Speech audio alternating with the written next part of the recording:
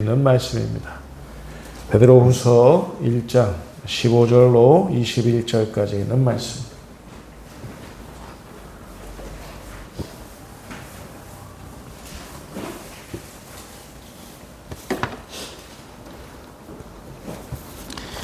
제가 한 절, 여러분들이 한 절, 우리 번갈아 교독하도록 하겠습니다. 하나님의 말씀입니다. 경건하게 대하시기 바랍니다. 내가 힘써 너희로 하여금 내가 떠난 후에라도 어느 때나 이런 것을 생각나게 하려 하노라. 우리 주 예수 그리스도의 능력과 강림하심을 너희에게 알게 한 것이 교묘히 만든 이야기를 따른 것이 아니요 우리는 그의 크신 위엄을 친히 본 자라. 지극히 큰 영광 중에서 이러한 소리가 그에게 나기를 이는 내 사랑하는 아들이요 내 기뻐하는 자라 하실 때에 그가 하나님 아버지께 존귀와 영광을 받으셨느니라. 이 소리는 우리가 그와 함께 거룩한 산에 있을 때에 하늘로부터 난 것을 들은 것이라. 또 우리에게는 더 확실한 예언이 있어 어두운 데를 비추는 등불과 같으니 날이 새어 샛별이 너희 마음에 떠오르기까지 너희가 이것을 주의하는 것이 옳으니라. 먼저 알 것은 성경의 모든 예언은 사사로이 그것이 아니니. 다 같이 예언은 언제든지 사람의 뜻으로 낸 것이 아니요 오직 성령의 감동하심을 받은 사람들이 하나님께 받아 말한 것임이라. 아멘. 할렐루야. 예언하는 사람들이라는 제목으로 우리 함께 하나님의 음성을 청하겠습니다. 지금 어떤 한 사람이 편지를 쓰고 있습니다. 자신이 쓸 수 있는 마지막 편지입니다. 정해져 있었어요. 두 번 다시 편지할 수 없다는 것. 왜냐하면 편지 쓰는 사람은 이제 곧 순교하거든요. 순교는 인간이 하나님께 드릴 수 있는 가장 향기로운 제사입니다. 이 편지를 남기고 그는 이제 죽습니다. 그러니 마지막 편지이죠. 이 편지의 내용을 여러분 한번 상상해 보시기 바랍니다. 얼마나 진실한 것이겠어요. 얼마나 중요한 것이겠어요. 그리고 또 얼마나 비장한 것이겠어요. 이 편지를 쓰는 사람은 바로 우리가 잘 아는 베드로입니다. 베드로. 편지의 수신자는 당시 초대교회의 핍박을 피해서 위태롭게 소아시아, 특히 튀르키예 지방 여기저기 흩어져서 하루하루 연명하던 그리스도인들이었습니다. 편지 쓰는 사람도 순교 때문에 위태로운 상황이었고 편지 받는 사람들도 여기저기 흩어져서 겨우겨우 숨어서 신앙생활하는 그런 상황이기 때문에 위태로운 상황이었습니다. 편지 쓰는 사람도 편지 받는 사람도 위태로웠습니다. 그런데 이들이 오늘 본문 속 우리 주 예수 그리스도의 십자가에서의 죽음과 예수님의 부활을 그 복음을 놓고 서로 편지를 주고받았던 겁니다.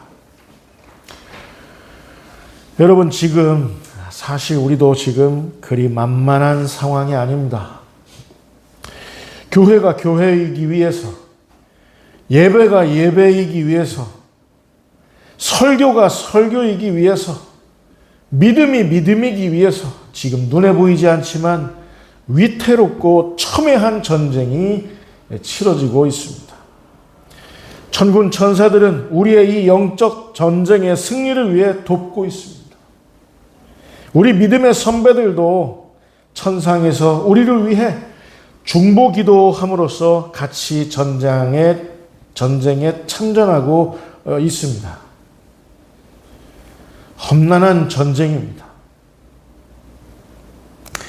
사단 마귀는 교회가 교회되지 못하도록, 예배가 예배되지 못하도록, 설교가 설교되지 못하도록, 믿음이 믿음되지 못하도록 할 수 있는 최선의 모든 것을 다 동원해서 총동원해서 우리에게 도전하고 있습니다. 전쟁을 치르고 있습니다.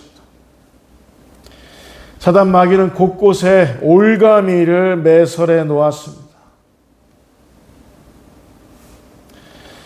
우리 역시도 이런 상황에서 베드로처럼 우리 삶의 한 조각 한 조각을 다해서 어느 누군가에게 편지를 하고 있는 건 아닌지 뒤돌아볼 일입니다. 어쩌면 요즘 우리가 듣던 어떤 설교들은 설교자가 특별히 자기 생명 마지막까지 갈아 넣으면서 써내려갔던 그런 편지 아니었을까 한번 생각해 볼 일입니다.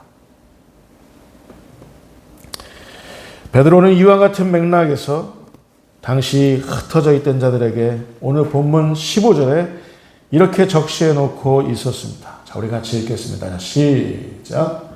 내가 있어 너희로 하여금 내가 떠난 후에라도 어느 때나 이런 것을 생각나게 하라. 여러분, 베드로 자신이 순교한 그 후에라도 언제나 이 편지의 대상자가 언제나 내 편지의 이 내용을 생각나게 하려면 이 내용은 어떤 것이어야 했겠습니까? 가장 진실한 것, 가장 중요한 것, 가장 비장한 것 아니었을까요? 한 번 읽고 잊힐 수도 있는 내용일 수는 없었습니다. 그래서 베드로는 자기 자신의 이 복음이 지어낸 것이 아님을 증명하기 위해서, 그리고 또 복음의 그 정당함, 자기 복음의 정당함을 위해서 변화산 체험을 떠올려 편지했습니다. 내가 쓰는 이 편지는, 여러분이요, 내가 쓰는 이 편지는 너무나도 시급한 겁니다. 이 내용은 여러분들에게 정말 절절하게 필요한 겁니다. 이건 지어낸 것이 아닙니다. 이건 정당한 겁니다. 그러면서 변화산 체험을 떠올렸던 거예요. 이 변화산에서 예수님은 하나님이셨어요. 그냥 베드로가 따라다녔던 그 랍비 예수가 아니라 변화산에서 예수님은 하나님이셨습니다. 예수님은 베드로에게 이 땅이 아닌 하늘의 형체로 변화되셨습니다. 만질 수 있는 분이 아니셨고 하늘의 형체로, 만질 수 없는 형체로 변화되셨다 그 말입니다. 예수님의 위엄과 영광은 실로 찬란했습니다. 예수님의 얼굴은 해와 같았고 옷은 빛처럼 하였습니다. 예수님은 이때 시공간을 초월해서 모세와 엘리야와 함께 이야기하실 정도였습니다. 신비로운 모습이었습니다. 구약에서 활동했던 모세와 엘리야가 지금 변화산에서 예수님하고 이야기를 나누고 있는 거예요.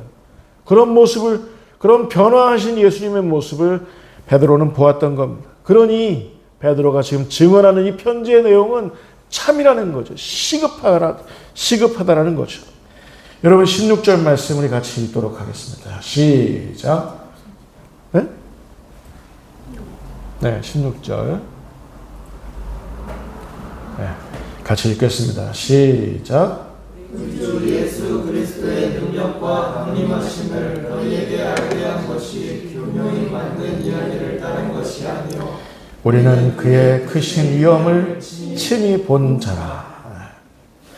베드로는 자기 자신을 친히 본 자라, 즉 목격자라라고 소개하고 있습니다. 그러니 지어낸 게 아니라는 겁니다. 그러니 참이라는 거죠. 베드로의 편지는 한 절 한 절 권위 있는 것이었습니다. 베드로가 자신의 편지에다가 담아내었던 진리들은 하나같이 다 베드로가 직접 목격한 것이었기 때문에, 친히 본 것이었기 때문에 다 권위가 있었습니다. 교묘히 만든 이야기가 아니라는 것도 베드로는 강조하고 있습니다. 이 교묘히 만들었다라는 이 말은 사람의 지혜에 호소한다, 사람의 지혜로 설득한다, 이런 뜻이에요. 교묘히 만들어낸 이야기가 아니라 진짜 있었던 이야기라는 거예요. 이 신화 아니라는 거예요. 교묘히 지어낸 이야기는 아무 힘이 없죠. 한 사람의 개인적인 체험, 역사적인 체험, 그것이 참이고 진리고 복음일진데 다른 사람들을 위로하고 심지어는 구원케 할 수도 있는 그런 도구가 된다는 사실입니다. 친히 본자라, 우리 목격자라. 여러분, 명절입니다.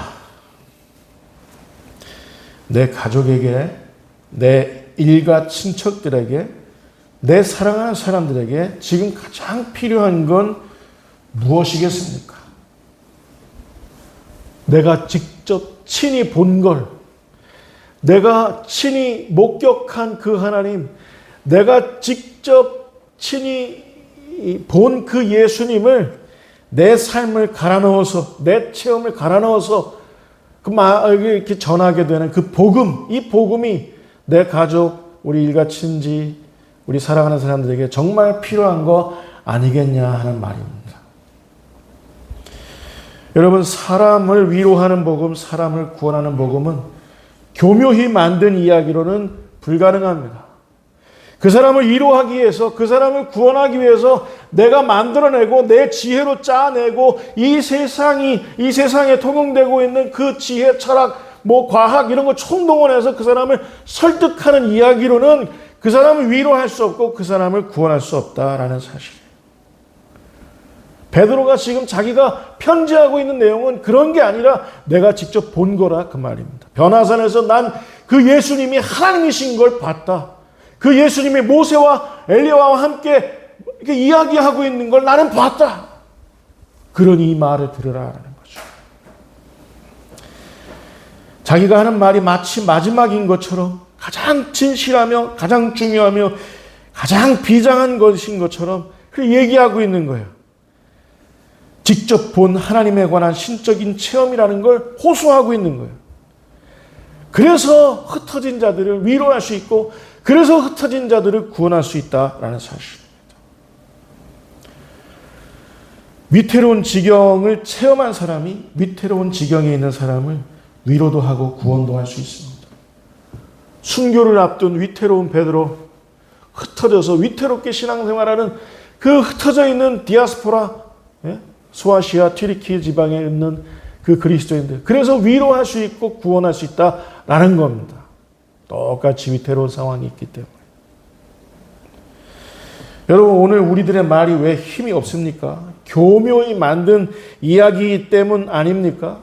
내 말에 지혜가 녹아있고 과학이 녹아있고 역사가 녹아있고 철학이 녹아있고 다 녹아있다 하더라도 그것이 내가 하나님을 친히 본 것이 아니라면, 내가 하나님께로부터 직접 들은 것이 아니라면 어떤 한 사람을 위로도 할 수 없고 구원도 할 수 없다라는 걸 오늘 베드로는 우리들에게 보여주고 있는 겁니다. 여러분, 오늘날 한국교회에 난무하는 설교들은 안녕합니까? 교묘히 만든 이야기를 넘어서 사람의 마음을 선동하는 이야기 아니던가요? 누가 교묘히 만들려고 누가 시켰습니까? 누가 사람의 마음을 선동하라고 누가 그렇게 부추겼습니까? 위태로운 삶의 형편을 통과한 그 체험의 증언, 믿는 자의 땀과 눈물과 피가 섞인 그 체험의 증언이 없기 때문에 우린 다 같이 위기에 빠져 있는 겁니다. 여러분, 요즘만큼 사람들이 많이 배웠던 시대가 어느 때 있었어요? 요즘만큼 사람들이 많이 지혜로웠던 때가 어디 있었습니까? 요즘만큼 이 세상에 통용되고 있는 과학, 이 세상을 해석하고 있는 역사에 대해서 사람들이 많이 해박해진 게 요즘 같은 때가 언제 있었습니까? 사람들은 지혜로워지고 많이 들어서 유식해지고 했습니다. 그러나 정작 하나님을 본 자, 정작 예수님의 말씀을 들은 자, 이들이 없어서 지금 위기를 겪고 있다라는 겁니다. 우리 가정도, 한국교회도, 우리나라도 위기다 그 말입니다. 베드로는 뒤이어서 자신의 마지막 숨결을 담아 이렇게 편지하고 있습니다. 17절, 18절 말씀 우리 같이 읽도록 하겠습니다. 자, 시작. 지극히 큰 영광 중에서 이러한 소리가 내게 나기를 이는 내 사랑하는 아들이요 내 기뻐하는 그가 하나님 아버지께 존귀와 영광을 받으셨느니라. 이 소리는 우리가 그와 함께 거룩한 산에 있을 때 하늘로부터 나는 것을 들은 것이라. 베드로는 목격자라 그랬죠. 예수님이 땅의 모습이 아닌 하늘의 형체로 변화된 그 모습을 목격한, 예수님의 신적인 위엄과 영광을 목격한 자가 바로 베드로라 했습니다. 예수님의 얼굴이 해와 같이 빛났고 옷이 빛과 같이 휘어졌던 그걸 목격했다 그랬습니다. 모세와 엘리야와 함께 이야기하는 예수님을 목격했다 했습니다. 근데 목격했을 뿐만 아니라, 보았을 뿐만 아니라 하나님의 음성까지도 들었다라는 말입니다. 이는 내 사랑하는 자요, 내 기뻐하는 자라. 이 하나님의 음성을 직접 들었다 그랬습니다. 베드로는 그냥 목격자가 아니라 하나님의 음성마저 직접 청취했던 청취자요 목격자라는 사실입니다. 그러니 베드로의 이 편지가 얼마나 호소력 있게 흩어진 자들에게 전달됐겠어요. 얼마나 그들에게 위로가 되었겠습니까? 흩어져서 신앙생활했던 그 포로로 잡혀있는 듯한 그 소아시아 튀르키예 지방에 그 숨어서 신앙생활했던 그들이 이 모든 건 과연 헛것이 아니었구나. 그래서 위로를 받고 새로운 힘과 용기를 얻었다 그 말입니다. 여러분, 베드로는 처음부터 우리가 감히 범접할 수 없었던 인물이었나요? 이렇게 어마어마하게 우리와 믿음의 차이가 있었던 인물이었나요? 아니에요. 마태복음 17장 4절 5절 말씀, 자 우리 같이 읽도록 하겠습니다. 자 시작. 베드로가 예수께 여쭈어 이르되 주여 우리가 여기 있는 것이 좋사오니 만일 주께서 원하시면 내가 여기서 초막셋을 줄 때 하나는 주님을 위하여, 하나는 모세를 위하여, 하나는 엘리야를 위하여 하리이다. 말할 때에 호련히 빛난 구름이 그들을 덮으며 구름 속에서 소리가 나서 이르시되 이는 내 사랑하는 아들이요 내 기뻐하는 자니 너희는 그의 말을 들으라 하시는지라. 소아시아 튀르키예 지방에 흩어져서 하루하루 위태롭게 신앙생활하던 사람들에게 베드로는 처음부터 그리 대단한 인물은 아니었습니다. 마태복음에 의하면 베드로는 얼토당토 않게 그 변화되신 예수님 앞에 초막셋을 떠올렸습니다. 그 초막셋에다가 예수님을 가두려 했고 모세와 엘리야를 제안하려 했습니다. 거기 안에다가 그 하늘의 형상이신 그분을 땅에다가 가두려 했어요. 베드로는 늘 언제나 예수님의 의도하고는 한참 어긋나 있었던 것 같습니다. 언제까지? 이 베드로 후서를 쓰기까지. 순교를 앞둔 그 시점에 이르기까지 그렇게 늘 엇나가 있었는데, 그런데 구름 뒤에 가려져 계셨던 하나님이 드디어 베드로에게 말씀하셨던 겁니다. 이는 내 사랑하는 아들이요 내 기뻐하는 자니 너희는 그의 말을 들으라. 이 변화산 이 사건이 있은 다음에 어떤 사건이 이어집니까? 예수님은 예루살렘에 올라가셔서 채찍에 맞으시고, 그리고 머리에 가시멜일관을 쓰시고, 그 등이 막 너덜너덜해져서 피투성이가 되신 채로 십자가에 이제 못 박히셔서 정말 죽으시고 이제 부활하시는 그 일을 앞두고 지금 변화산 사건을 베드로에게 보여주신 겁니다. 예수님 말씀하시는 거예요.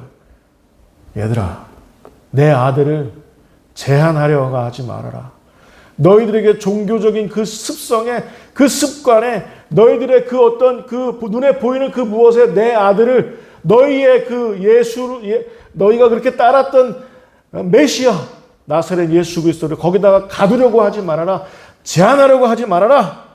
대신 뭘 요청하고 계십니까? 하나님은 여러분 따라서 해보실까요? 너희는 그의 말을 들으라.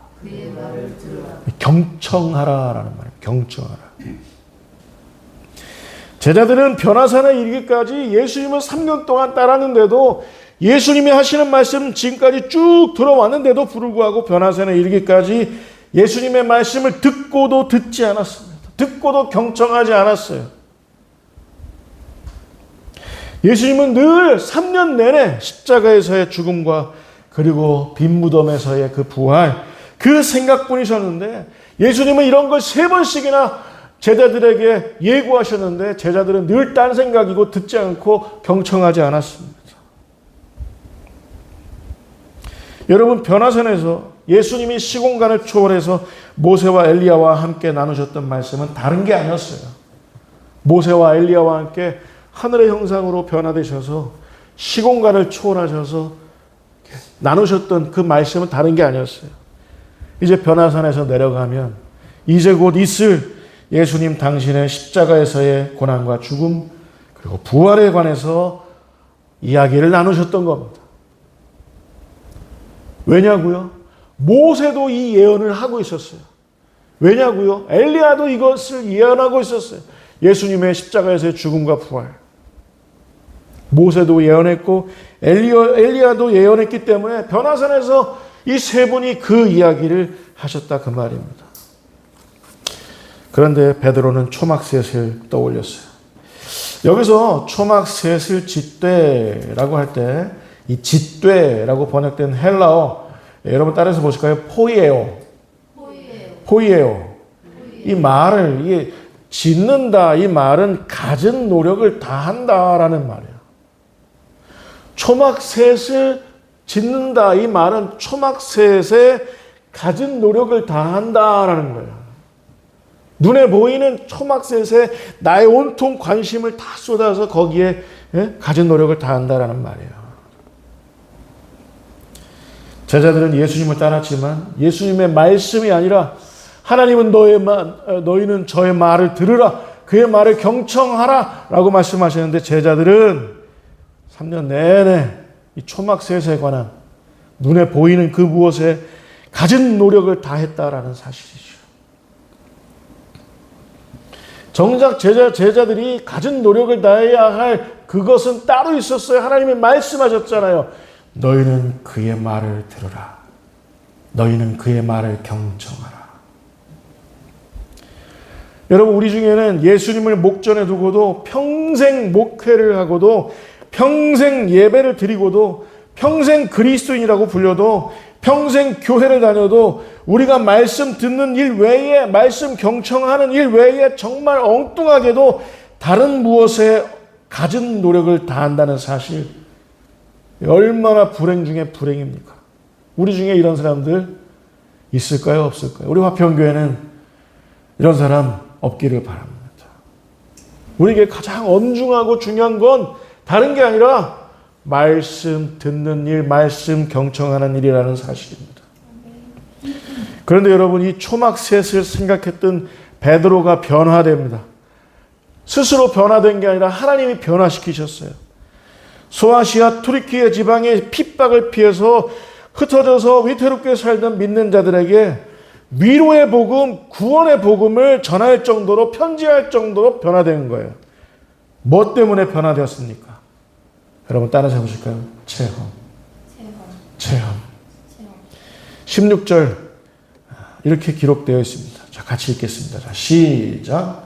우리는 그의 크신 명을 친히 보는 자라. 18절 같이 시작. 이 소리는 우리가 그와 함께 거룩한 산에 있을 때에 하늘로부터 난 것을 들은 것이라. 내가 변화된 유일한 이유는 내가 친히 보았기 때문에 너희는 그의 말을 들으라 라고 하셨던 하나님의 음성을 들었기 때문에 내가 지금 이렇게 변화되어서 나는 일생 동안 초막셋에 얽혀서 눈에 보이는 그 무엇에 얽혀서 그것이 중요한 것이냐 거기에 가진 노력을 다 하면서 살았는데 나는 변화되었습니다. 무엇 때문에 변화되었습니까? 내가 보았습니다. 하나님을. 내가 들었습니다. 하나님의 음성을. 이거라는 거죠. 여러분 지금은 하나님을 본 자, 하나님의 음성을 들은 자라는 이런 사람들이 정말 절박하게 필요한 시대가 되었습니다. 여러분의 가정에도 이런 사람이 필요한 거예요. 우리 대한민국과 한국교회에도 이런 사람이 필요한 겁니다. 교명이 지어낸 말, 이 세상에서 저 사람은 참 유식해, 박식해, 정말 많이 알아, 역사도 알고 과학도 알고 신학도 알고 철학도 알고 AI가 얘기하는 그런 AI가 연루된 이런 것도 다 알아. 이런 사람이 이 시대에 필요한 게 아니라 이 시대에 누가 필요하냐면 하나님을 본 자, 하나님의 음성을 들은 자가 필요하다라는 사실입니다. 여러분의 가정에도, 이 나라의 민족과 한국교회도 교묘히 지어낸 말로 자기 종교성을 소비하는 자들은 그저 하나 그대로일 뿐입니다. 이들이 무슨 위로를 할 수 있겠습니까? 이들이 무슨 하나님의 구원을 자아내겠습니까? 본 적도 없고 들은 적도 없는 이들이 무슨 대한민국과 한국교회에 유익을 끼치겠습니까? 그저 흉내내는 건 가능하겠지만 주위에 냄새만 풍길 뿐입니다. 여러분 묻겠습니다. 우리는 본 자들입니까? 우리는 들은 자들입니까? 그런데 성경님은 이렇게 이야기하십니다. 너희는 친히 본 자요, 너희는 직접 들은 자라고 우리 성령님이 직접 말씀해 주고 계십니다. 우리 안에 내주하시는 우리 성령님이 용재야, 네가 지금까지 체험했던 건 간접 체험이지만 이건 직접 체험이나 마찬가지야 라고 우리의 체험을 직접 체험으로 승화시키시고 초월시켜 주시는 분이 계셔요. 누구십니까? 성령님이십니다. 베드로가 체험했던 것, 베드로가 보았던 것, 베드로가 들었던 게 오늘날 우리들에게 직접 체험으로 초월되고 승화되는 유일한 이유는 성령님이 우리 안에 우리에게서 깨닫게 해주시기 때문인 줄 여러분 믿으시기 바랍니다. 그래서 우리가 무지에서 한참 엇나가 있었는데 우리가 믿어지는 거예요. 이 변화산 사건이 믿어지는 거예요. 어떻게 해서 구약에 살았던 그 모세와 엘리야가 예수님하고 같이 이야기를 한 시간에 이야기할 수가 있어? 그게 어떻게 인간의 눈에 보일 수 있겠어? 어떻게 땅에 있는 그 변화산에서 예수님이 하늘의 형상으로 변화될 수 있겠어요? 근데 이게 믿어지는 거예요. 베드로의 직접 체험이 우리들의 직접 체험으로 초월되고 승화되고 있기 때문에 누가 이렇게 해주신다고요? 성령님이. 그래서 우리가 신이 본 자도 되고 직접 들은 자도 된다는 사실 여러분 믿으시기 바랍니다. 우리 성령님이 우리 안에 계신다면 우리가 친히 본 자로서 직접 들은 자로서 우리가 복음을 증거할 수 있는 거예요. 그래서 사람을 위로할 수도 있는 거예요. 사람을 구원시킬 수도 있는 겁니다. 여러분 아멘 하실 수 있을까요? 네. 결론입니다. 19절 말씀. 자, 우리 같이 읽도록 하겠습니다. 자, 시작. 또 우리에게는 더 확실한 예언이 있어 어두운 데를 비추는 등불과 같으니 날이 새어 새벽이 너희 마음에 떠오르기까지 너희가 이것을 주의하는 것이 옳으니라. 베드로가 이렇게 얘기하고 있어요. 우리에게는 더 확실한 예언이 있어. 순교를 앞둔 베드로가 흩어진 자들에게 편지하던 이 베드로에게 나타난 가장 큰 변화가 뭐냐면 친히 본 자로서, 친히 들은 자로서 이렇게 복음을 증거할 수 있는데 베드로가 변화산 이후에 직접 이제 흩어진 자들에게 편지하는 그 모습일 때는 베드로가 어떤 모습으로 더 성숙하고 어떤 모습으로 더 자라났느냐? 베드로는 따라서 보실까요? 예언자로 더 자라난 거예요. 예언하는 사람으로 변모되었다는 사실입니다. 여러분 묻겠습니다. 예언은 특별한 사람들만 할 수 있는 건가요? 그래요? 그 체코스클로바키아의 이렇게 그 눈먼 무슨 방가? 방가? 누구였죠 이름이? 비바방가인가? 우리 박준호 학생 잘 몰라요? 그 예언한 노스트라다무스 같이 막 예언하는 그 러시아 사람들. 아 로시아예요? 체코슬로바키아. 바바 후미카라고. 네? 바바 후미카. 바바 후미카. 네. 그렇군요. 역시 배워야 돼요. 네. 그런 사람들만 예언할 수 있는 건가요? 네? 특별한 사람들만? 예언은 어떤 그 신기 충만한 그 목사들만 할 수 있는 거예요? 여러분, 하나님의 말씀을 들으십시오. 오른쪽으로 가면 여러분들이 서울대학교에 갈 수 있겠습니다. 저의 말을 들으십시오. 저의 말을 안 들으면 버스 타다가도 안전하지 않을 것입니다. 이런 정말 가짜는 목사들만 할 수 있는 게 예언이에요. 그리고 예언은 기도 많이 하고 꿈 많이 꿔서 걸걸해진 신목소리로 어떤 황홀경에 빠진 무아지경에 빠진 사람들만 할 수 있는 거예요. 예언이 아니라는 거예요. 고린도전서 14장 1절 말씀은 이렇게 얘기하고 있습니다. 자, 같이 읽겠습니다. 시작. 사람을 주구하며 신령한 것들을 사모하되 특별히 예언을 하려고 하라. 특별히 예언을 하려고 하라. 노력해라 라는 말. 예언하기 위해서 애써라 라는 겁니다. 애써라. 친히 본 자는, 직접 들은 자는 얼마든지 예언할 수 있다. 우리 안에 누가 계시기 때문에? 성령님 때문에. 베드로의 그 직접 경험이 우리들에게서는 간접 경험이기 때문에 베드로의 직접 경험을 우리의 직접 경험으로 초월시켜 주시고 승화시켜 주시는 그 성령님이 베드로가 했던 그 예언을 오늘날 우리들에게서 똑같이 우리도 예언하는 사람으로 변모시켜 주실 것이다. 누가? 성령님이.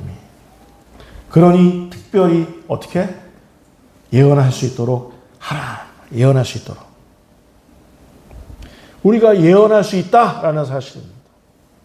우리 안에 성령님이 계시면 베드로의 그 직접 체험, 성경 안에 있던 모든 신앙의 인물들이 보았고 들었던 만졌던 그 부활의 예수님의 그 복음이 우리에게 직접 체험으로 된다는 말, 예언할 수 있다는 말.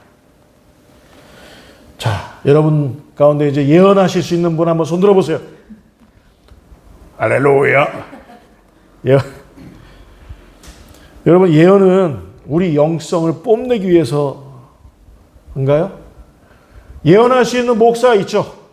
예언할 수 있는 어떤 신령한 믿음 좋은 사람이 있을 수 있죠. 근데 뽐내기 위해서인가요? 아니면 영적인 그 하이어라키, 영적인 그 위계를 드러내기 위해서 예언을 하는 건가요? 여러분들 예언 못하죠? 저는 예언하죠. 예, 하이어라키를 드러내기 위해서인가요? 아니에요. 고린도전서 14장 3절 4절에 의하면 자, 예언하는 자는 어떻다고요? 같이 읽겠습니다. 시작. 그러나 예언하는 자는 사람에게 말하여 덕을 세우며 권면하여 위로하는 것이요. 예, 예언의 핵심은 뭐냐면 사람에게 말해서 덕을 세우고 권면하고 위로하는 거예요. 여러분 아멘이실 수 있을까요? 그 사람의 덕을 세우는 말이면 성령님이 시켜서 하는 말이면 그 예언이다 그 말입니다. 그리고 또 그 사람을 권면하고 위로하는 것이면 예언하는 것이다 라는 말입니다. 여러분 특별히 부모님 되시는 여러분, 자녀 되시는 여러분, 특별히 여러분 가족 안에서 서로 예언하는 사람이 되시기 바랍니다. 위로하는 말, 세우는 말, 권면하는 말 할 수 있는 예언자들 다 되실 수 있기를 주님의 이름으로 축원을 드립니다. 이 예배 후에 여러분 우리 일가친치들 만날 때 이 예언하세요. 그렇다고 해서 잠깐 제가 예언하겠습니다. 일로 오세요. 골방에 오세요. 샬라샬라샬라 하다가 갑자기 신목소리로 막 눈 흰자이 탁 보이면서 이 진짜 겁먹어요. 그러면 그러지 말고 따뜻한 얼굴로 따뜻한 목소리로 위로하고 세우고 권면하는 말을 할 줄 아는 우리 화평교회 성도들 다 되실 수 있기를 바랍니다. 네. 그리고 또 4절 말씀에 이렇게 돼 있어요. 같이 읽겠습니다. 시작.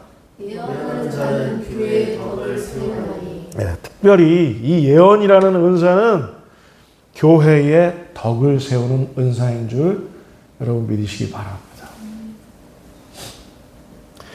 예언이라는 건 특별히 교회를 위해서 성령님이 하나님의 사람들에게 허락하시는 거예요. 때로는 목사를 통해서, 때로는 어느 그 믿음 좋은 어떤 분을 통해서 하실 수 있는 거죠. 가장 중요한 건 사람에게도 덕을 세우고 교회에게도 덕을 세우는 거. 이게 예언이다 그 말입니다. 베드로가 변화산에서 그 예수님을 겪고 난 다음에, 체험하고 난 다음에, 보고 난 다음에, 듣고 난 다음에 이제 교회의 덕을 세우는 예언하는 사람으로 변화되었어요. 그래서 소아시아에, 특별히 튀르키예 지방에서 흩어져서 숨어서 겨우겨우 믿음을 지키는 그런 사람들을 특별히 위로하고 권면하고 구원하는 편지를 쓸 수 있었던 거예요. 베드로가 예언자였기 때문에, 예언하는 사람이었기 때문에. 여러분, 우리 역시도 성령님으로 인해서 베드로처럼 예언하는 사람들로 얼마든지 우리가 그렇게 쓰임받을 수 있다는 사실을 믿으시기 바랍니다. 잊지 마세요. 사람에게 덕을 세우고, 그리고 그를 세우고 일으키고 권면하고 위로하는 말 하는, 교회에 덕을 세우는 말 하는 그런 예언자들 우리 다라는 사실을 여러분 잊지 마시기 바랍니다. 무아지경에 빠져서 하는 그런 건, 그건 저기 이단이나 사이비 애들이 하는 거예요. 그건 아주 저급한 수준의 그 신앙의 양태라고 보시면 됩니다. 정말 고급스러운 건 우리가 성경을 열심히 읽고, 하나님의 말씀을 열심히 묵상하고, 그리고 기도하면서 깨닫게 된 그 5마디의 말, 그 말이 사람을 위로하고 사람을 구원한다라는 사실인 줄 여러분 믿으시기 바랍니다. 이번 명절에 여러분 정말 어떤 사람을 사랑한다면 이렇게 예언을 한번 해보세요. 권면하는 말, 사람 일으키는 말 한번 해보세요. 우리 박정호는 현정이한테, 우리 민집사님은 동생 창윤 씨한테. 실명을 들리나?